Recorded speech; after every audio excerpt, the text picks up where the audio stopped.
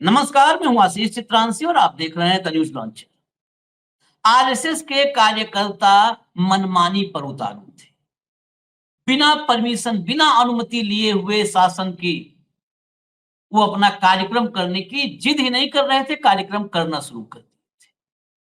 लेकिन एक मुख्यमंत्री ने अपनी वो रीढ़ दिखाई जो शासन में निष्पक्षता के साथ होनी चाहिए और उठा करके 39 संघियों को, संघ के 39 कार्यकर्ताओं को जेल में डाल दिया। जेल में जब इतने संघियों को एक साथ कैद देखा तो भाजपाई बिलबिलाने लगे। ये खबर बताते समय मैं बड़ी प्रसन्नता नहीं महसूस कर रहा हूं। वो लोग कहेंगे संघियों को जेल में डाला तो प्रसन्नता हो गई। ये इसलिए खबर हम बता रहे हैं कि क्या संघी होना कोई प्रिविलेज है इस देश में? आरएसएस का कार्यकर्ता, उस आरएसएस का कार्यकर्ता होना जिस आरएसएस का कोई रजिस्ट्रेशन नहीं है, जिस आरएसएस का पैन कार्ड नहीं है, जिस आरएसएस का बैंक अकाउंट नहीं है, लेकिन उस आरएसएस के पास अरबों की संपत्ति इस देश में, अरबों रुपए की संपत्ति।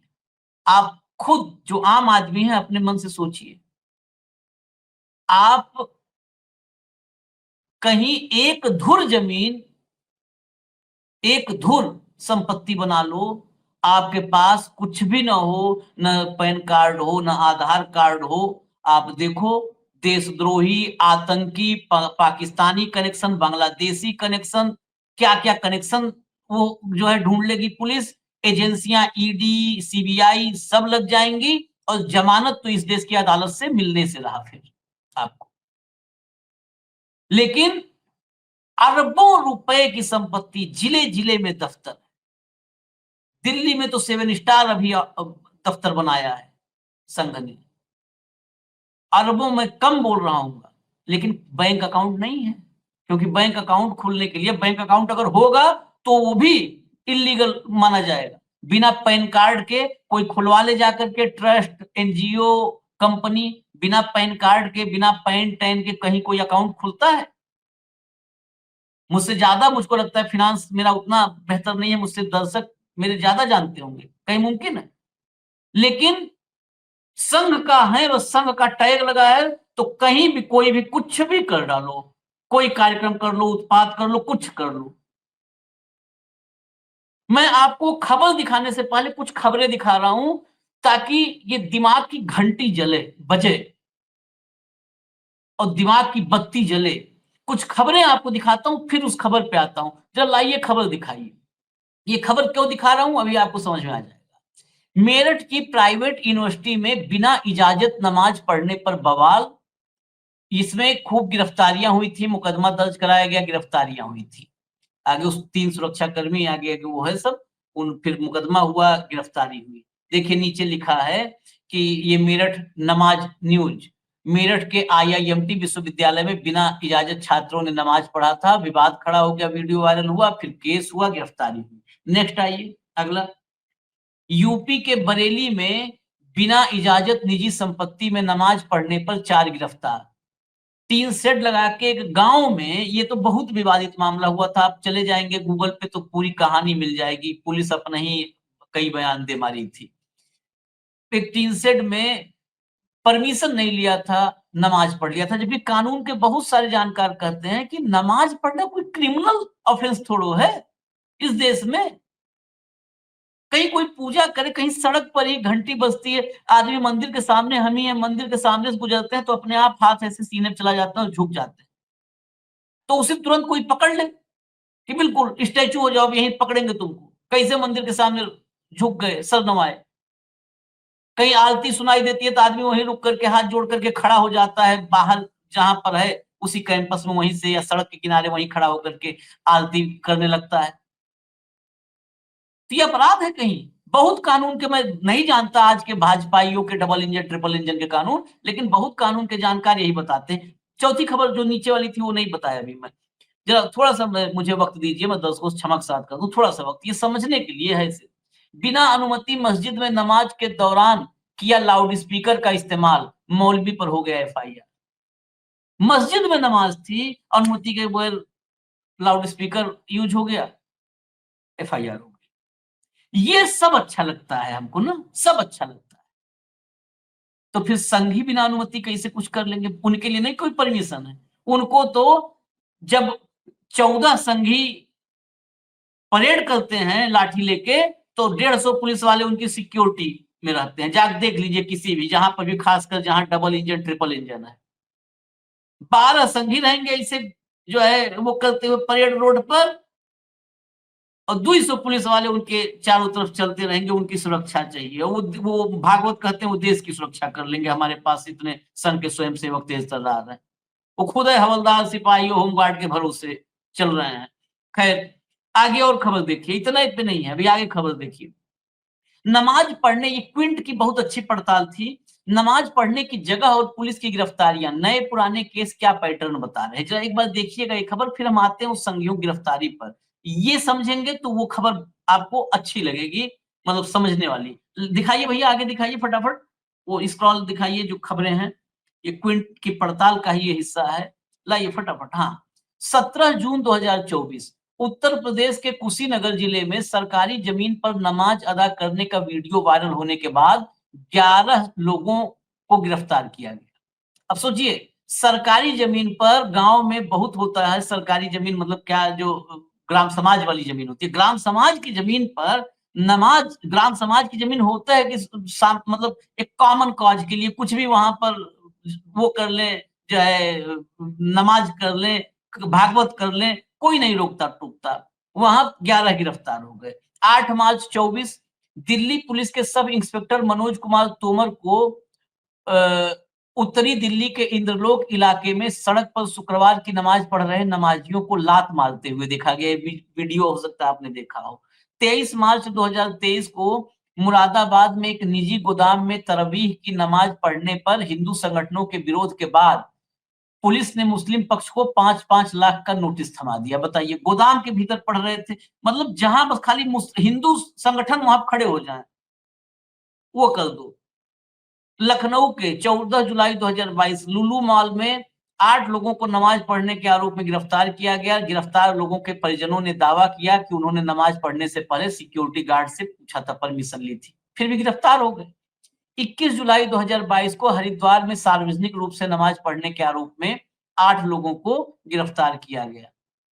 देखिए, दिल्ली में लात, वहां गिरफ्तारी हरिद्वार में, और यूपी में तो भाई साहब डबल इंजन है, वो दोनों इंजन तेरी रौंदता जा रहा है सब, मानवता, इंसानियत, कानून व्यवस्था सब।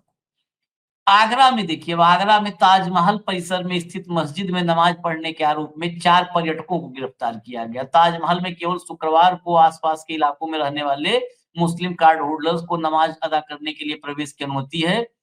एएसआई के अनुसार ताजमहल मस्जिद में किसी अन्य दिन नमाज पढ़ने की अनुमति नहीं है। अब अनुमति नहीं थी, गिरफ्तार। अब आइए जरा खबर पे, आइए भाई, दिखाइए खबर, दिखाइए तुरंत। ये देखिए खबर, तमिलनाडु में 39 आरएसएस कार्यकर्ता हिरासत में। स्टालिन सरकार ने कहा स्कूल में पूजा शाखा प्रशिक्षण की अनुमति नहीं। इस पे बिलबिला रहे हैं। अब जरा लाइए भैया, आगे दिखाइए, आगे दिखाइए जरा भीतर की खबर। मैं हूबहू खबर बताऊंगा अपने तरफ से ताकि कुछ जोड़े ना।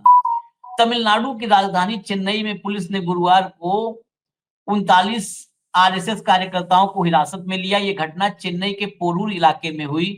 पुलिस के अनुसार इन कार्यकर्ताओं पर एक सरकारी स्कूल में बिना अनुमति पूजा और विशेष शाखा प्रशिक्षण आयोजित करने का आरोप है।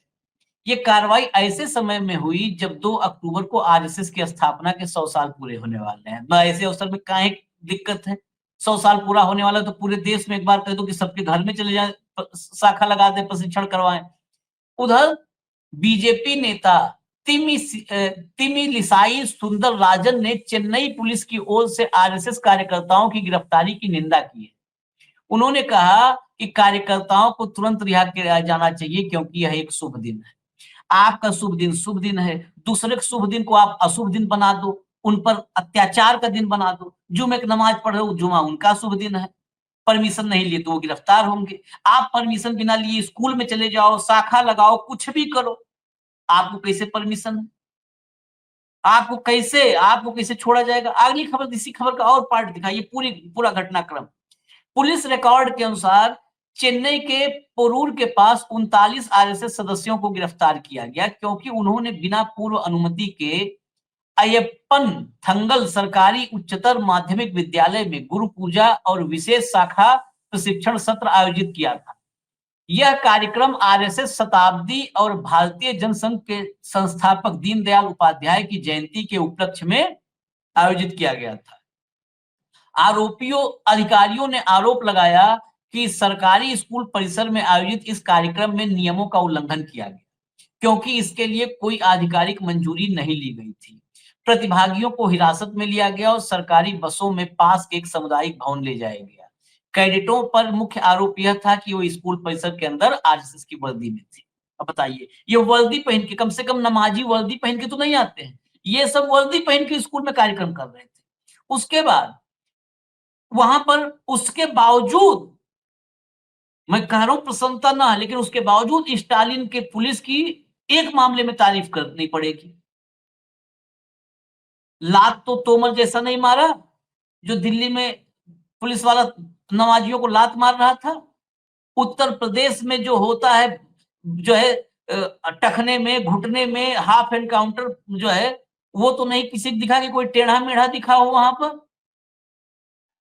लाठियां कैसे गिरती हैं कि नाक मुंह पीठ सब लाल हो जाती है, वो तो नहीं दिखा। सरकारी बस में बिठा करके, आखिरी वाला पन्ना था, एक बार दिखा दीजिए, एक बार वो दिखा दीजिए जो आखिरी बिल्कुल था, उसको एक बार और दिखा दीजिए। सरकारी बस वहां पर जो है बुला करके, सबसे नीचे चलिए, सरकारी बस वहां पे बुला करके स्टालिन की पुलिस ने, और उनको बस में बिठाया और लेकर के फिर गेस्ट हाउस में गए। यहाँ पर तो जेल में जाते हैं और फिर निचली अदालत से लेकर ऊपर तक धक्के खाते हैं जमानत के लिए। देखिए, सरकारी बस में बैठा करके एक सामुदायिक कम्युनिटी सेंटर में ले जाया गया, मतलब कम्युनिटी सेंटर में ले जाकर के स्पेसियस बिठा दिया, जैसे एक पहले पॉलिटिकल लोगों को हिरासत में लेकर के होता था कि किसी भी स्टेडियम या कहीं ले जाके बिठा दिए, घंटा 2 घंटा एक दिन में छोड़ दिए चालान करके, वैसा किया है। कम से कम इससे अगर ये नफरतियों को थोड़ा सा सीखना चाहिए कि कितना आप स्टालिन से या उदयनिधि से खूब सनातनी करते हैं ना। अगर खाली जितनी खबरें दिखाया हूं और उन खबरों के हिसाब से, और मोदी के वैज्ञानिक सिद्धांत जो क्रिया के बराबर प्रतिक्रिया और समान रूप से, क्रिया के बराबर समान रूप से प्रतिक्रिया जो लगती है, वो मोदी का फॉर्मूला अगर लगा देता या कोई भी विपक्षी राज्य लगाने लगे तो क्या होगा फिर? क्या होगा? खाली चीखोगे, चिल्लाओगे।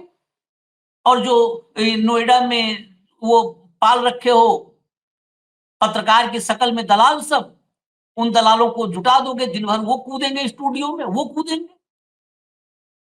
इसीलिए मैं कह रहा हूं कि अगर देश में ऐसे जिन चीजों पर बहुत ज्यादा सख्त होने की जरूरत नहीं है, उन पर अगर आदमी, खासकर जहां पर भी धार्मिक या कोई एक कल्चरल, सामाजिक कुछ भी जहां पर दिख रहा है, वहां पर तो सॉफ्ट होना चाहिए।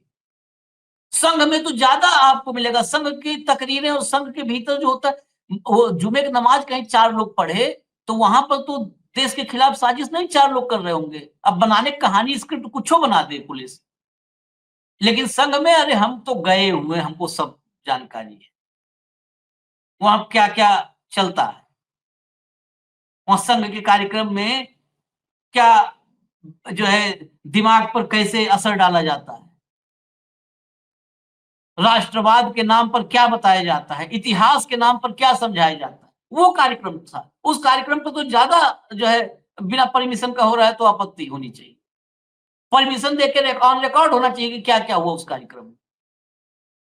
खैर, इस बहुत प्रशंसक बात नहीं है, लेकिन फिर भी ये भक्तों के लिए, लेकिन हालांकि मैं कह रहा हूं, मैं मूर्ख हूं, इन भक्तों को कुछ नहीं समझ में आएगा, क्योंकि ये नफरत का जो केमिकल लोचा होता है ना, फिल्म में केमिकल लोचा था, ये नफरत का केमिकल लोचा जब दिमाग में शुरू हो जाता है तो कभी भी अर्धनाश पे नहीं रुकता है, ये सर्वनाश पे रुकता है। जब सब कुछ इंसान का खत्म हो जाता है, समाज, देश सब नाश हो जाता है, तब ये नफरत का केमिकल लोचा रुकता है, नफरत का केमिकल रिएक्शन जो होता है ना, ये तब रुकता है। ये केमिकल लोचा सबसे खतरनाक है दुनिया में। लोग कहते हैं न्यूक्लियर बम खतरनाक है, हाइड्रोजन बम खतरनाक है। न्यूक्लियर बम, हाइड्रोजन बम किसी भी देश में गिरेगा तो उस देश का एक हिस्सा तबाह होता है, बड़ा हिस्सा हो सकता है, वो आधा देश हो सकता है तबाह हो। जापान जैसे छोटे देश में गिरा था तो हिरोशिमा नागासाकी, फिर भी जापान का तमाम हिस्सा बचा था। लेकिन जिस मुल्क में ये नफरत का जो शुरू हो जाए फ्यूजन, वो फिर वहां पर वो सबसे खतरनाक है। वहां पर अर्धनाश या आंशिक नाश नहीं होता है, वहां पर सर्वनाश और पूर्ण नाश होता है।